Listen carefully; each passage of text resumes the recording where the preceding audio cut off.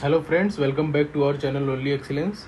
So we are back again with the Hindu 10 words from 4th August 2020 editorial of the Hindu. Okay, so we will start right away. First word that we are going to discuss today is deprive.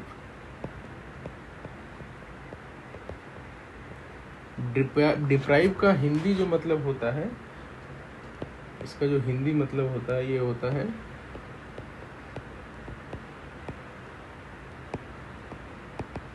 वंचित करना या ले लेना. ठीक है. So preventing somebody for having something or using something, that will be coming in the category of deprive. Okay.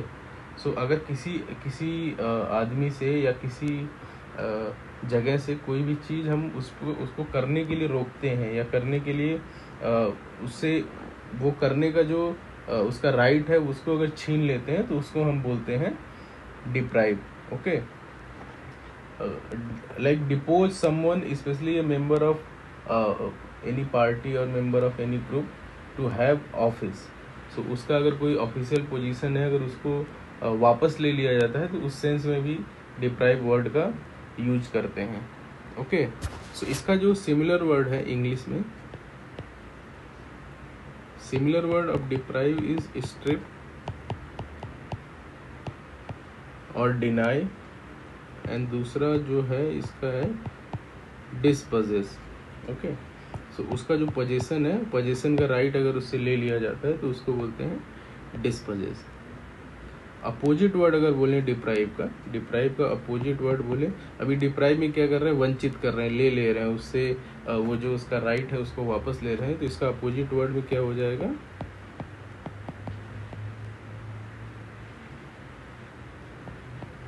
Privileged और blessed. Privilege blessed और एडवांटेज्ड. ठीक है. सो सिमिलर वर्ड में जो मतलब है डिप्राइव का, उसमें वंचित हो रहा है. अपोजिट वर्ड में जो है वो दैट इज प्रिविलेज, ब्लेस्ड और एडवांटेज्ड, ये उसका अपोजिट वर्ड हो जाएगा.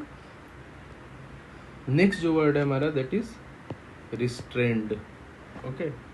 सो रिस्ट्रेंड का हिंदी मतलब अगर आप देखें तो रिस्ट्रेंड का हिंदी जो मतलब होता है किसी चीज को नियंत्रित करना या कंट्रोल करना या रोकना.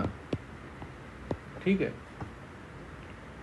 So keeping something, keep under control, that is prevent.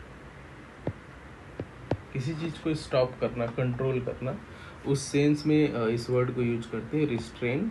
ये यहाँ थर्ड फॉर्म में है इसलिए ईडी लगा हुआ है. सो सिमिलर वर्ड अगर इंग्लिश में बोलें तो ये होता है इसका प्रिवेंट. प्रिवेंट मतलब भी रिस्ट्रेन ही होता है, उसको रोकना होता है. Prevent, stop and control, these are the three similar word for restrain. Okay. So किसी को नियंत्रित करना या रोकना, ये होता है रिस्ट्रेंड का मतलब. नेक्स्ट जो वर्ड है हमारा that is Strident.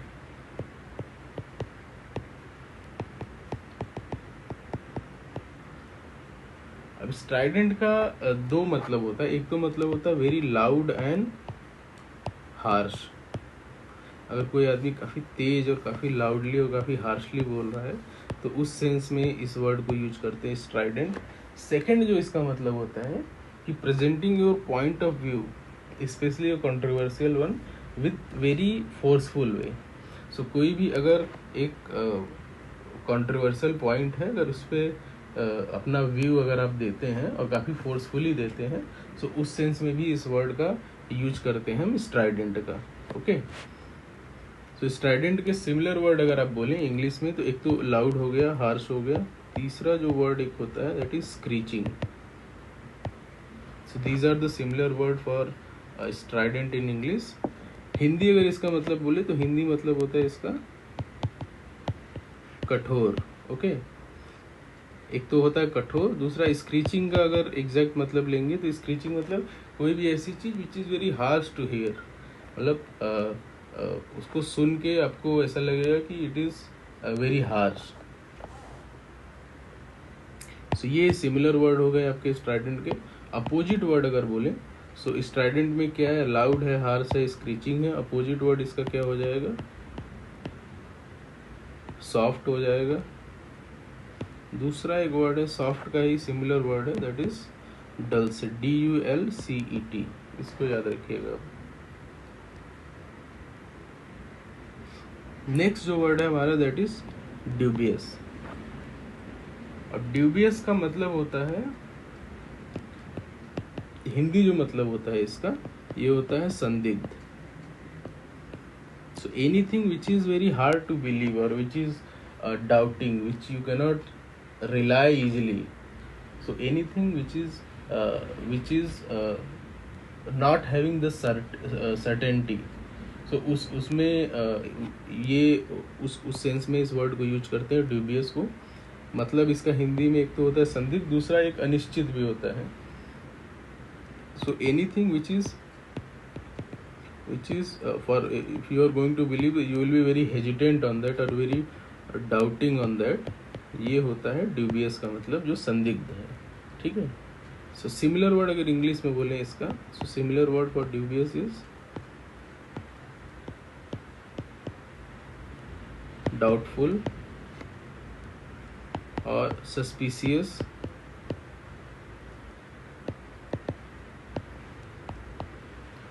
and uncertain। Okay, ये सिमिलर वर्ड हो जाते हैं आपके ड्यूबियस के इंग्लिश में। अपोजिट वर्ड अगर बोले सो certain, clear and definite। These are the three opposite word for dubious in English। okay, next जो वर्ड है जो हम डिस्कस करने वाले हैं दैट इज कैलेड्रन। ओके, अब कैलेड्रन का हिंदी जो मतलब होता है, मतलब जो इसका लिटरल जो मतलब होता है कि कोई भी ऐसा बर्तन जिसको डायरेक्ट आग पे आप अगर यूज कर सके, सो उसको कैलेड्रन बोलते हैं। सो एक तो ये मतलब होता है हिंदी, अगर इसका मतलब बोले तो कैलेड्रन का मतलब होता है देगची। ठीक है, एक तो ये मतलब होता है। दूसरा इसका एक मतलब होता है कि any situation which is characterised as a boiling point और हैविंग वेरी स्ट्रांग इमोशन। हाँ, तो इसको बर्तन वाले पॉइंट से अगर आप लिंक करें, सो जैसे बर्तन में ये डायरेक्ट आग पे यूज करके इसमें पानी अगर बॉयल कर रहे हैं, तो सिचुएशन वाले केस में अगर इसको यूज करते हैं तो कैलेड्रन को ऐसी सिचुएशन के लिए भी यूज किया जाता है which is having very strong emotion और which is having capacity to give a turning point in the society, और जिसमें एक बॉइलिंग सिचुएशन पैदा करने की क्षमता है। तो ऐसे सिचुएशन को भी कैलेड्रन बोलते हैं। ओके, ये याद रखिएगा आप, ये काफ़ी इंटरेस्टिंग वर्ड है। नेक्स्ट जो वर्ड है हमारा दैट इज कॉनेंड्रम। अब कॉनेंड्रम का मतलब होता है कि वेरी कंफ्यूजिंग और difficult problem. So very confusing and difficult problem को हम कनेंड्रम बोलते हैं, कनेंड्रम। ओके, सो वेरी डिफिकल्ट और कंफ्यूजिंग प्रॉब्लम को ये बोलते हैं। सिमिलर वर्ड इंग्लिश में अगर बोलें तो ये होता है इसका प्रॉब्लम और डिफिकल्टी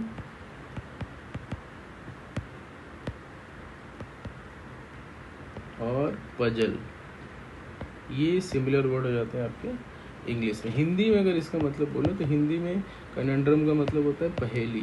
ठीक है,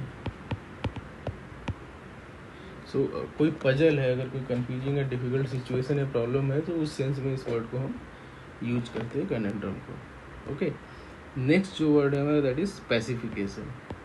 अब पैसिफिकेशन जो है ये डिराइव हुआ है वर्ड पैसिफाई से। पैसिफाई मतलब होता है शांत करना, शांत करना या मनाना। ठीक है, शांत करना या मनाना को हम पैसिफाई बोलते हैं। सो कोई भी ऐसा एक्शन जो एग्जिस्टिंग एंगर को या एग्जिस्टिंग एजिटेशन या एक्साइटमेंट को कम करे, उसको डाउन करे, सो उसको हम पैसिफाई बोलते हैं। ठीक है, तो सिमिलर वर्ड अगर इंग्लिश में बोलें तो इसका एक होता है प्लेकेट, PLACATE। ओके, अपीज भी एक वर्ड होता है, placate, appease and soothe. These are the similar word for pacify in English. Okay, opposite word अगर इसका बोलें, सो अभी सिमिलर वर्ड में क्या कर रहे हैं, अपीज कर रहे हैं, सूद कर रहे हैं, या पैसिफाई कर रहे हैं, शांत कर रहे हैं, तो अपोजिट इसका क्या हो जाएगा, प्रोवोक करना, प्रोवोक। और इनरेज, मतलब कोई ऐसा एक्शन जो रेज को बढ़ा दे, गुस्से को बढ़ाए, इनरेज करना। और inflame, INFLAME, so inflame, enrage and provoke, these are the opposite word for pacify in English. Okay, next जो वर्ड है हमारा दैट इज एम्पैथी।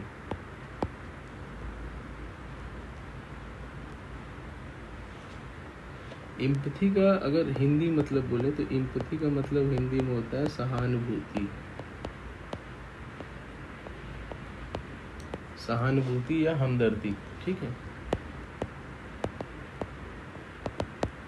सहानुभूति या हमदर्दी इसका मतलब होता है so ability to understand and share the feeling of other. आप ऐसी क्वालिटी जिसमें आप सामने वाले की फीलिंग को समझ सकते हैं या उसकी फीलिंग के साथ कनेक्ट कर सकते हैं, तो उस क्वालिटी को हम बोलते हैं एम्पैथी।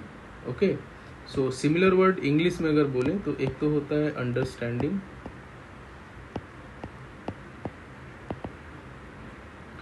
दूसरा एक सिंपैथी भी इसका एक सिमिलर वर्ड हो सकता है, grace is also one of the similar word for empathy. ठीक है, अपोजिट वर्ड अगर इसका बोलें तो एक तो होता है रूथलेसनेस एंड दूसरा होता है मर्सीलेस। रूथलेसनेस एंड मर्सीलेस, ये इसका अपोजिट वर्ड हो जाता है आपका एम्पैथी का।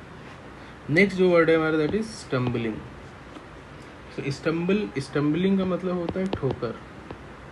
सो कोई भी ऐसी सिचुएशन जिसमें ये कैपेसिटी हो कि पूरे प्रोसेस में ठोकर जैसा काम करें, सो उसको बोल सकते हैं आप स्टम्बलिंग ब्लॉक और stumbling situation. So anything which is having quality of making you to lose the balance और anything which is having quality to make the moving forward very difficult, that will be known as stumbling block or stumbling situation. ठीक है, सो हिंदी इसका मतलब होता है ठोकर। ठीक है, नेक्स्ट जो वर्ड है हमारा दैट इज रेस्टिव। रेस्टिव का मतलब हिंदी अगर इसका मतलब बोले तो ये मतलब होता है अशांत और बेचैन, अशांत या बेचैन। So any person who is who is not capable to remain silent और submissive because of anything, because of boredom और डिससेटिस्फेक्शन, सो उसको हम बोलते हैं रेस्टिव। ठीक है, सिमिलर वर्ड अगर इंग्लिश में बोलें तो इसका होता है रेस्टलेस, AGEDGY और टेंस।